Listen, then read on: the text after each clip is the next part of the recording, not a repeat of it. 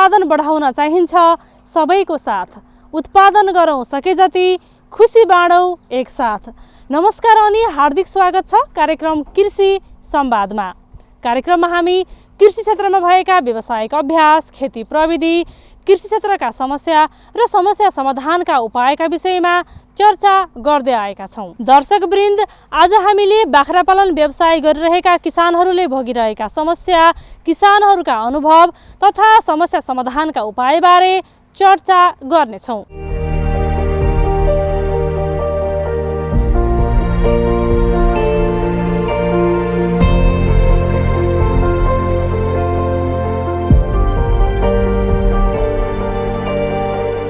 दर्शकवृन्द, बजारमा बाख्राको माग दिन प्रतिदिन बढिरहेको छ, तर सोही अनुसारको उत्पादन हुन भने सकिरहेको अवस्था छैन।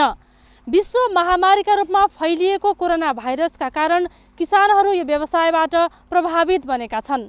यो व्यवसायलाई अझै व्यावसायिक रूपमा बढावा दिनका लागि किसानहरू प्रयासरत छन्। प्रस्तुत छ एक रिपोर्ट। बाँकेको खजुरा गाउँपालिका वडा नम्बर 3 सिर्जना टोलका तुलबहादुर कडेलले बाख्रा पालन व्यवसायलाई निरन्तरता दिन लागेको 5 वर्ष भयो। यो व्यवसाय गर्दै जाँदा तुलबहादुर कडेलले धेरै अनुभव बटुले। अब यो व्यवसायलाई अझै व्यावसायिक बनाउने प्रयासमा लागि परेका छन् तुलबहादुर कडेल। मैले 2072 सालमा फर्म चाहिँ दर्ता गरेर मैले चाहिँ पहिला 10वटा बाख्राबाट सुरु गरेँ। बिस्तारै गर्दै जाँदा त्यो बच्चाबाट, ती बाख्राबाट सन्तोषजनक चाहिँ बच्चाहरू उत्पादन भए र बिस्तारै गर्दै जाँदाखेरि अलिअलि अनुभव पनि बटुल्दै गयो। अनि बिस्तारै फेरि अरू चाहिँ 50वटा बाख्रा थपेँ। यस्तो गर्दै गर्दै गर्दै मैले 72 सालदेखि अहिलेसम्म 450वटासम्मको बाख्राहरू चाहिँ मेरो खोरमा थिए। र यो बिचमा यो लकडाउनको बेलामा अरू चिज नबिके पनि बाख्रा पाल्ने किसानहरूको सङ्ख्या बढेको हुनाले प्रत्येक घरमा एउटा या दुईटा तिनटा चाहिँ बाख्रा पाल्ने सिस्टम बस्यो। र अनि बाख्रा व्यवसायतिर सबैको मन चाहिँ राम्रैसँग गएको हुनाले र हामीले पनि उहाँहरूलाई राम्रै सल्लाह दियौँ। जस्तो मैले सिकेको अनुभव थियो त्यही अनुभव उहाँहरूलाई मैले बाँडेँ र उहाँहरू पनि चाहिँ प्रसन्न हुनुभयो। र अहिले चाहिँ यही हाम्रो बाँके जिल्लामा पनि करिब 500 किसानहरूले मसँग बाख्रा लैजानुभयो। र मसँग अहिले चाहिँ बाहिरबाट चाहिँ मैले बिटल जातका बाख्राहरू राख्ने मेरो चाहिँ सोच हो। त्यो चाहिँ अहिले लकडाउनको कारणले गर्दाखेरि हामीले चाहिँ त्यो ल्याउन पाएको छैनौँ र मसँग खोरमा भएका बाख्राहरू करिब अब खाली हुने स्थितिमा पुगे। हिजोका दिनमा व्यापार व्यवसायमा संलग्न कडेलले आजका दिनमा सफल कृषकको पहिचान बनाउन सकेका छन्।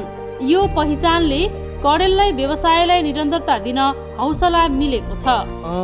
आर्थिक रूपमा मसँग अब हाम्रो नेपालमा मासुजन्य पदार्थमा अझै चाहिँ नेपाल चाहिँ आत्मनिर्भर छैन। त्यसले गर्दाखेरि अब उत्पादन भएको सामानहरू चाहिँ को खपत राम्रो छ।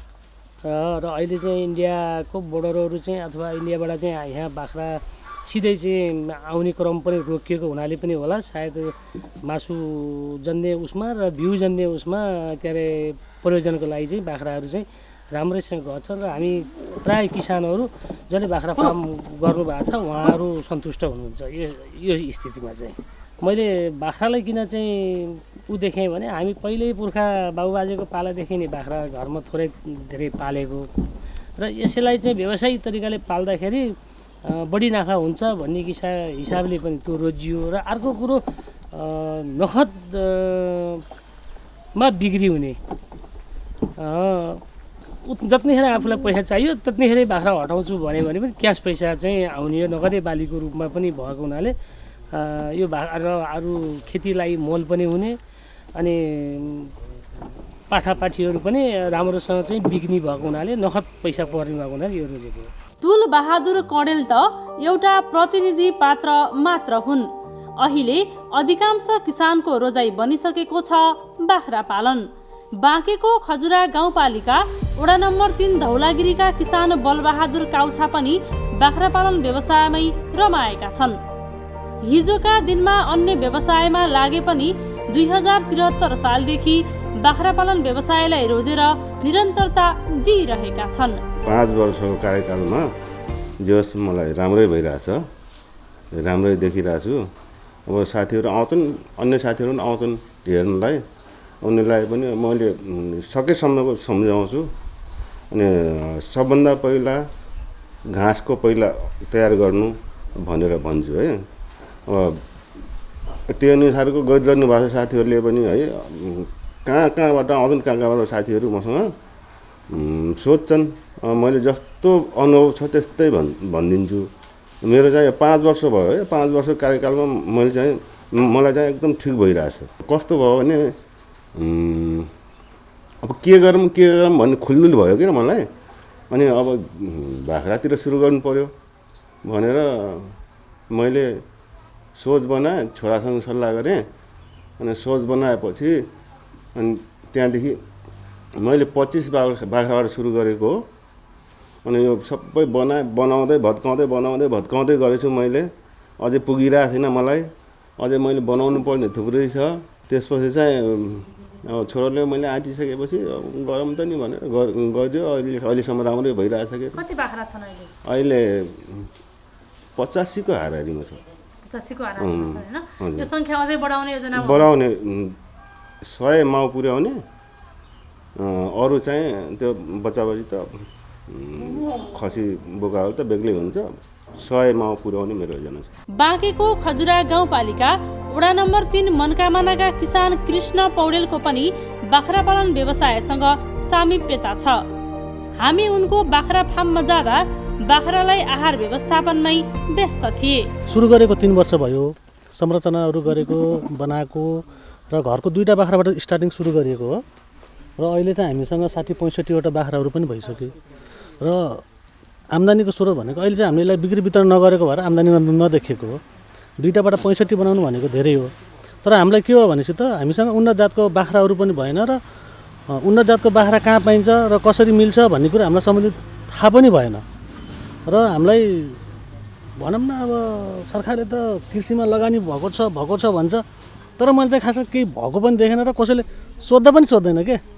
तपाईँले बाख्रा फार्मलाई के आवश्यक छ, तपाईँले के भइरहेको छ त भनेर एउटा गाउँपालिका हुन्छ अथवा एउटा वार्ड हुन्छ, कसैले पनि सोध्दैन कि। खालि यति सोध्छन् कि कहिलेकाहीँ भेट भयो भने चाहिँ तपाईँको बाख्रा कस्तो छ मात्र भन्छन् कि। तर तिम्रो बाख्रालाई के आवश्यक परेको छ, हामीले के हेल्प गर्नुपर्छ, हामीले कहाँ गएर के भन्नुपर्छ भन्ने कुरो एउटा वार्डले एउटा गाउँपालिकाले त्यो चाहिँ भन्दैन कि। अनि तपाईँको बाख्रालाई अब हुन्छ नि, अब हामीले के सहयोग गरौँ, अब भनौँ घाँसको बिउ दिएर हुन्छ कि हामीले उन्नत जातको बाख्रा दिएर हुन्छ कि उन्नत जातको बोका दिएर हुन्छ कि। तर अब भनौँ अब हाम्रो जस्तै अब पशु सेवालाई महिनामा हप्तामा एकचोटि सबैको फर्ममा गएर हेरिदिनुहोस् न कस्तो छ त बाख्रा भनेर कमसेकम सम्बन्धित निकायले भनिदिनु पऱ्यो क्या। किनकि किसानलाई वास्तवमा बाख्रा पाल्ने किसानलाई कसैको पछि गएर धाउने फुर्सद हुँदैन। उसले बिहान उठेदेखि बाख्रालाई घाँस पानी कुँडो पकाउँदा उसको समय नै बितिसकेको हुन्छ क्या। त्यही भएर वास्तवमा आखिर सरकारले फर्म दर्ता गराउँछ, हर चिज गराउँछ, कर लिन्छ, सब चिज गर्छ, तर त्यहाँ किन निकायहरू पुग्दैन त? विडम्बना दुःखको कुरो यो छ कि। खजुरा क्षेत्रकै अर्का किसान कमला धितालले बाख्रा पालन व्यवसायलाई निरन्तरता दिँदै गर्दा धेरै अनुभव बटुलिसकेकी छिन्। व्यवसाय गर्दै जाँदा आउने समस्यामा समाधान खोज्दै अगाडि बढेकी छिन्। उनको यो मेहनत गर्ने उत्साह अझै बढ्दै गएको छ। बाख्रा पालन व्यवसाय चाहिँ एकदमै रमाइलो छ, हामीलाई रमाइलो लाग्छ, मन परेर नै हामीले यही व्यवसायलाई रोजेको हो। कतिको गाह्रो छ यो व्यवसाय? गाह्रो त परिश्रम त गर्नुपर्छ होइन, कृषि पेसा हो, परिश्रम नगरी त हुँदैन। तर पनि हामीलाई चाहिँ खुसीले अप्नाएको हुनाले रमाइलो लाग्छ एकदम। अब त्यति धेरै ठुलो त छैन, तर यति सानो भए पनि हामीले 3 लाखसम्म कारोबार गरेका छौँ आफ्नै फर्मको बेचेर। अनि कहिलेकाहीँ चाहिँ माग आयो भने बाहिरबाट पनि कलेक्सन गरेर पठाउँछौँ, त्यसमा पनि अलिअलि हुन्छ। आफ्नो फर्मबाट चाहिँ 3-3.5 लाखसम्मको कारोबार गरेका छौँ।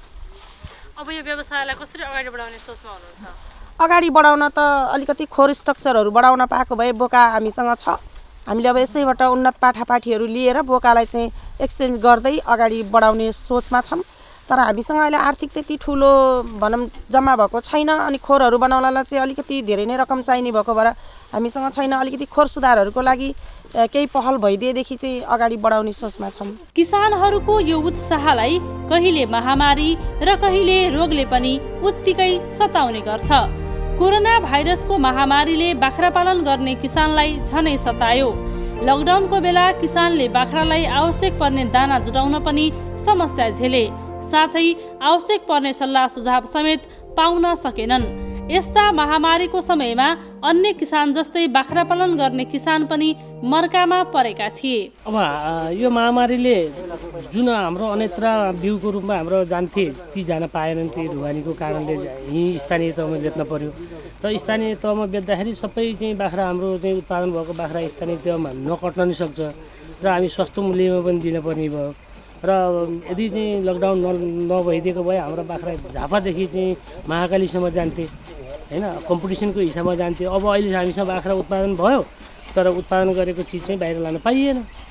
त्यसले गर्दाखेरि हामी सस्तो मूल्यमा चाहिँ दिन बाध्य भयो र हामीसँग चाहिँ दानाको लागि चाहिँ फ्याक्ट्रीहरू पनि बन्द भए। सबै दाना हामी आफै पनि बनाउन नसक्ने स्थितिमा थियौँ र कुनै रेडिमेड दानाहरू पनि चाहिँ फ्याक्ट्री बन्द हुनको कारणले गर्दाखेरि खुवाउन पाइएन र बाख्राको वृद्धिमा चाहिँ अलिकति चाहिँ कमी आयो र अरू घाँस जन्य पदार्थहरू बाहिर पठाउन पनि पाइएन। घाँसहरू चाहिँ सप्रिएर बसी पनि रहे र मसँग चाहिँ तपाईँको 13-14 बिघामा मैले पशुजन्य चाहिँ घाँसहरू चाहिँ उत्पादन गरेको छु। बिउहरू पनि उत्पादन गर्छु।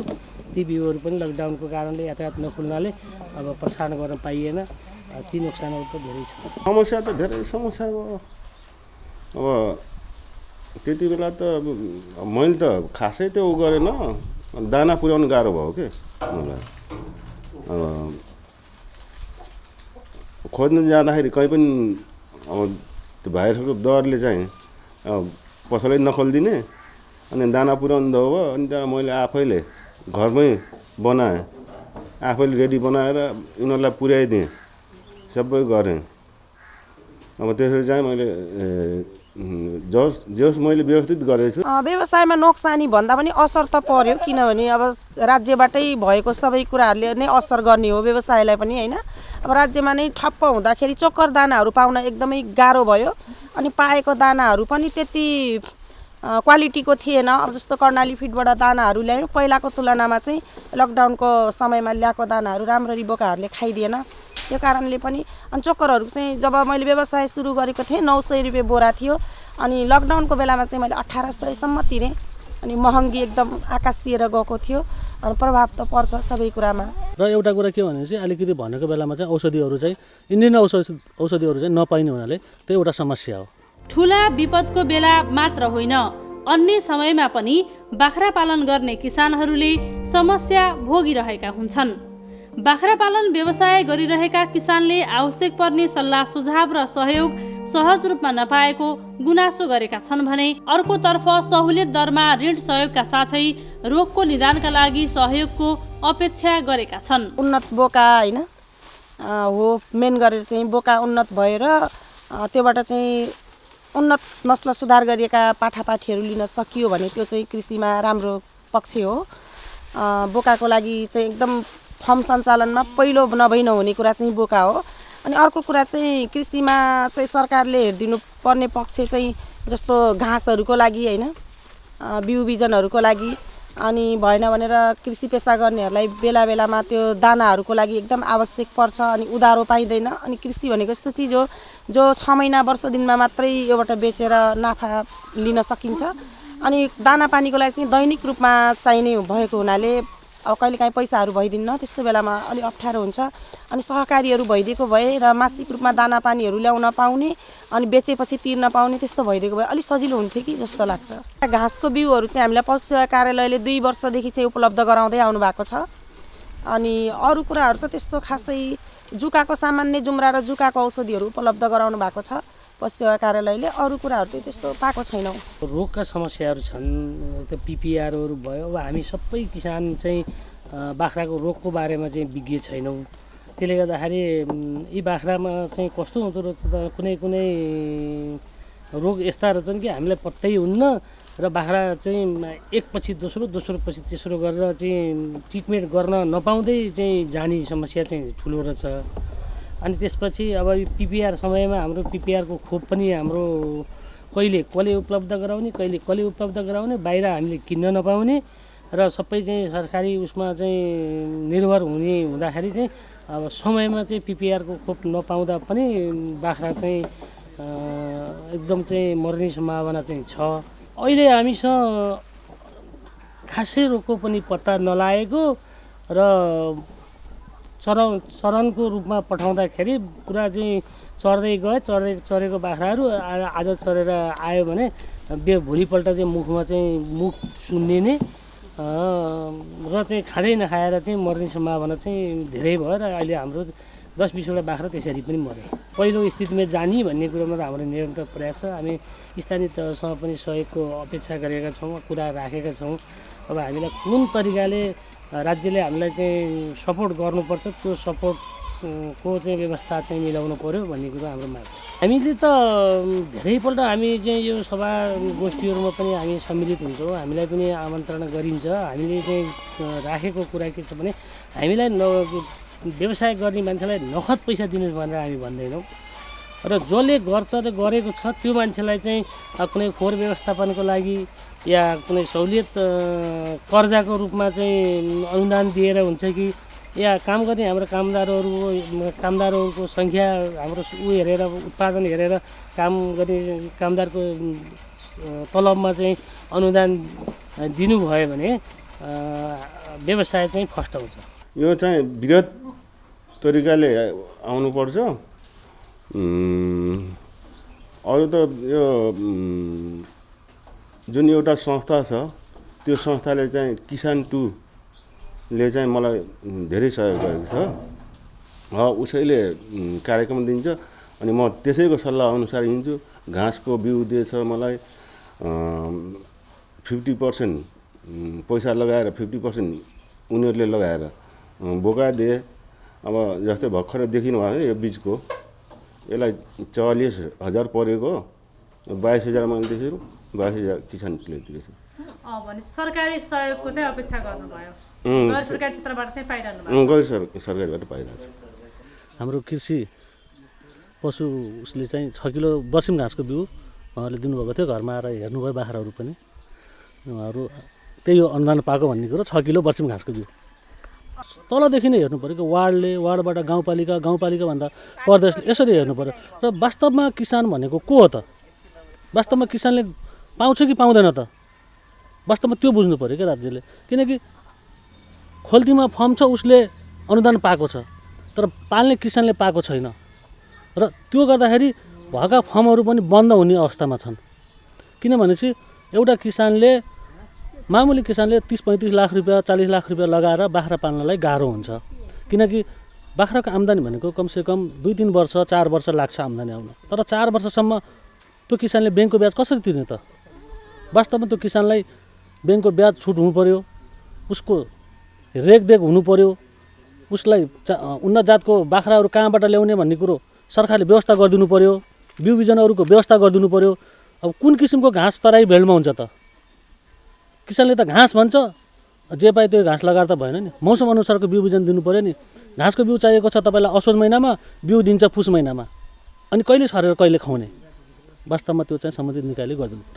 बाख्राहरूको क्षति चाहिँ न्यूनीकरण गर्नको लागि हामीले विशेष गरी राज्यले नै सही समयमा विभिन्न किसिमका लाग्ने रोगहरूको चाहिँ भ्याक्सिनहरू समयमै उपलब्ध गराइदिएको भए र हामीलाई चाहिँ सहज हुन्थ्यो र हाम्रा यिनी भेडा बाख्रा मर्ने जुन विभिन्न रोगहरू लागेर मर्छन्, हैजा जस्तो हाम्रो पिपिआर जस्तो हैजा लागेर धेरै क्षति हुन्छ किसानहरूको, त्यो चाहिँ धेरै रोकथाम हुन्थ्यो जस्तो लाग्छ मलाई। राज्यले नै अब कसले कति गरिराखेको छ भन्ने एउटा मूल्याङ्कन गरेर राज्यबाट नै त्यसलाई के चाहिएको छ भनेर अनुगमन गरेर सहुलियतको ऋणहरू अथवा सहुलियतमा बिउ बोकाहरू, सहुलियतमा बोयर जातका उन्नत पाठापाठीहरू चाहिँ हामीलाई उपलब्ध गराइदिएको भए अझै चाहिँ किसानहरू चाहिँ अगाडि चाहिँ बढ्थे र नाफामूलकतिर लाग्छन्।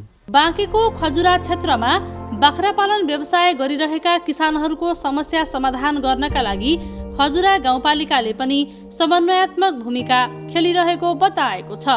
किसानहरूको समस्या सम्बोधन गर्न किसान मैत्री कार्यक्रमका साथ अगाडि बढेको गाउँपालिकाको भनाइ छ। यसमा के छ भनेपछि हामीले गत आर्थिक वर्ष 76-77 मुख्यमन्त्री ग्रामीण विकास कार्यक्रम अन्तर्गत हामीले समूह बनाएर 100वटा उन्नत जातका बाख्राहरू वितरण गरेका थियौँ। अब यो चालु आर्थिक वर्ष 77-78 हामीले फेरि उन्नत जातको बोका वितरण गर्ने कार्यक्रम तयार गर्दैछौँ। जहाँसम्म किसानहरूलाई सहकार्य गर्ने कुरो हामी चाहिँ विषयगत शाखा प्रमुख पशु शाखा प्रमुखसँग मैले एक महिनामा सब रिपोर्टिङ कलेक्सन गरिराखेको छु। अहिले पनि गत वर्ष हामीले चाहिँ अनुदान मार्फत बाँडेका बाख्राहरूको रिपोर्टिङ आइराखेको छ, कलेक्ट भइराखेको छ। हामीले दिएको अनुदानमा सही उपयोग भएको छ कि छैन, सही उपयोग भएका कृषकहरूलाई हामीले फेरि अहिले चाहिँ उन्नत जातको बोका वितरण गर्ने पनि कार्यक्रम राखेका छौँ। जहाँसम्म घर घरमा गएर उनीहरूको चाहिँ रेकर्ड राख्ने कुरो हामीले यसलाई व्यवस्थापन पनि गर्दै जानेछौँ। प्रत्येक वडामा त्यो चाहिँ कसलाई सहयोग गर्ने त्यो क्राइटेरिया मिट गर्नु पर्यो। वडाको सिफारिसबाट मात्रै हामीले त्यो व्यवस्थापन गरेका छौँ। हाम्रो लागि त सबै आफ्नो मान्छे हो नि हो। गाउँपालिकाको लागि सबै खजुरा गाउँपालिकाको जनता सबै हाम्रो लागि त बराबर छ। यसमा कुनै आफन्तलाई दिने अर्को त्यस्तो खालको छैन। हामी ट्रान्सप्यारेन्सी ढङ्गले अगाडि बढेका छौँ। बाख्रा पालन गर्ने किसानहरूलाई तपाईँहरूका केही सल्लाह सुझाव छ भने सिधै चाहिँ पशु शाखामा आउनुहोस्, पशु शाखा प्रमुखलाई भन्नुहोस्। त्यहाँबाट पनि समाधान भएन भने सिधा म कहाँ आउन सक्नुहुन्छ, कुनै पनि बेला मसँग सम्पर्क गर्न सक्नुहुन्छ। र तपाईँलाई दिएको जुन स्थानीय तह 3वटै सरकारले दिएका अनुदानका चाहिँ कार्यक्रमहरू त्यसलाई राम्रोसँग उपयोग गर्नुहोस्, युटिलाइज गर्नुहोस्। तपाईँहरू साँच्चै नै चाहिँ बाख्रा पालन चाहिँ व्यावसायिक रूपमा गर्न चाहनुहुन्छ भने युवा साथीहरू, युवा अथवा महिला अथवा पुरुष हुनुहोस्, हामीले चाहिँ सहुलियतपूर्ण ब्याजमा महिलालाई चाहिँ 1.6% र पुरुषलाई युवाहरूलाई 2.6% ब्याजमा बिना धितो स्थानीय सरकार जमानी बसेर हामीले राष्ट्रिय वाणिज्य ब्याङ्कसँग सम्झौता भइसकेको छ। हामी त्यतातिर पनि तपाईँहरूले सपोर्ट नै गर्छौँ हामी। र तपाईँहरूले यहीँको आफ्नै पालिकामा बसेर रोजगारको व्यवस्थापन हामी गर्दैछौँ। आउनुहोस्, तपाईँहरू पालिकामा आउनुहोस्, समन्वय गर्नुहोस्, सहकार्य गर्नुहोस्। हर क्षेत्रमा तपाईँहरूसँग सहकार्य समन्वय गर्न सहयोग गर्न हामी तयार छौँ। बाख्रा पालनलाई उद्योगको रूपमा व्यवसायीकरण गर्ने क्रम बढिरहेको छ। स्थानीय सिप र साधनको समुचित प्रयोग गरी कृषकहरूको आय आर्जन वृद्धि गर्ने कुरामा जोड दिएको छ। अबका दिनमा यो व्यवसायलाई व्यवस्थित बनाउन विधिवत फार्म दर्ता गरी किसानको क्षमता वृद्धि गर्न आवश्यक छ।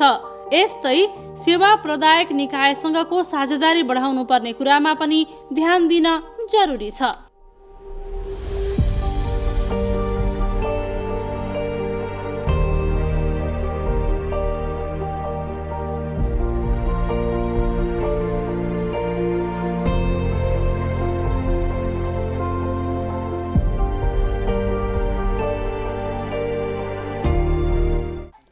बाख्रा पालन व्यवसाय गर्ने किसानहरूले आफूहरूलाई आवश्यक पर्ने सल्लाह सुझाव गोठमै आएर उपलब्ध गराउनु पर्ने माग गरेका छन्। यसका लागि सम्पूर्ण सरकारवाला निकायहरू जवाबदेही बन्न जरुरी छ। हवस् त आजलाई यति नै। हामी सबैलाई बिदा दिनुहोस्। जय कृषि, जय किसान।